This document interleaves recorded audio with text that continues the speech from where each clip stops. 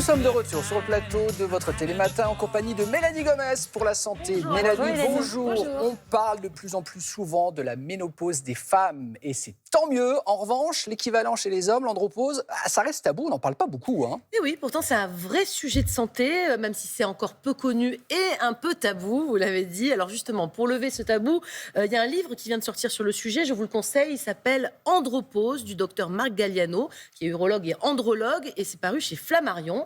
Alors l'andropause, c'est quoi ? On l'appelle aussi plus scientifiquement le déficit androgénique lié à l'âge. En fait, c'est une baisse progressive de la testostérone dans le sang chez l'homme. En général, ça débute aux alentours de la cinquantaine. En revanche, c'est pas brutal comme peut l'être parfois la ménopause. Ça va être vraiment très lent, très progressif au fur et à mesure des années. Et de toute façon, tous les hommes vont pas être impactés de la même façon. Certains vont même avoir, j'entends des ouais, je me dis quelqu'un est concerné peut-être sur le plateau. J'ai que des femmes à côté. Damien. Quand vous avez dit la cinquantaine, j'ai dit C'est ça. J'ai senti que ça se figeait un petit peu. Allez-y. Voilà, mais en tout cas, tous les hommes ne seront pas impactés de la même façon. Ah bon ? Certains ne vont n'avoir aucun symptôme. Ils la sentiront même pas passer, entre guillemets, cette andropause.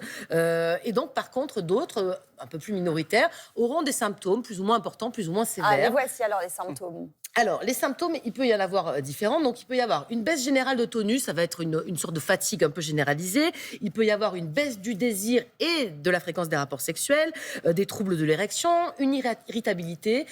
Du point de vue, on va dire plutôt physique, là, il peut y avoir une perte de la masse musculaire, une prise... Non, calmez-vous, Damien. C'est Prise pas de tout. ventre. Est-ce que c'est tout en même temps ? J'allais vous rassurer, je terminais ma liste. Moins bon sommeil, mais évidemment, vous n'êtes pas obligé d'avoir tout ça, tout le combo gagnant. Rassurez-vous.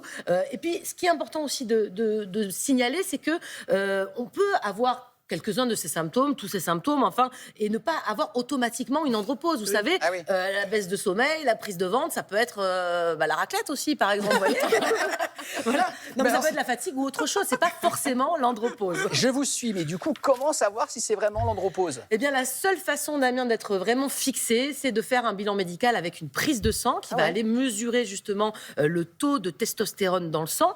Et il faut savoir qu'on ne parle pas d'andropause. Enfin, on parle d'andropause si on a vraiment les deux, c'est-à-dire les symptômes qu'on vient de voir et la baisse vraiment objectivée du taux de testostérone dans le sang. Si vous avez les deux, là, c'est confirmé, c'est une andropause. Mais ce qui est le plus important, surtout, c'est de dédramatiser. Effectivement, ça fait peur, cette liste de symptômes, mais il faut se dire que c'est finalement quelque chose qui peut être aussi avec un ou deux symptômes, mais pas tous. Et surtout, ça fait partie naturellement du vieillissement de l'homme, en fait. Nous, on a la ménopause. J'allais dire, on n'en fait pas tout un plat. Ça peut être très difficile aussi. Mais maintenant, on en parle. Sachez que voilà, c'est comme la presbytie, les cheveux blancs, ça fait partie du vieillissement. Et surtout, le plus important, je ne veux pas banaliser, il y a des façons de se faire aider. Oui, c'est ça. Voilà. Se faire conseiller, une bonne hygiène alimentaire et une vie saine d'une manière générale. Merci Mélanie.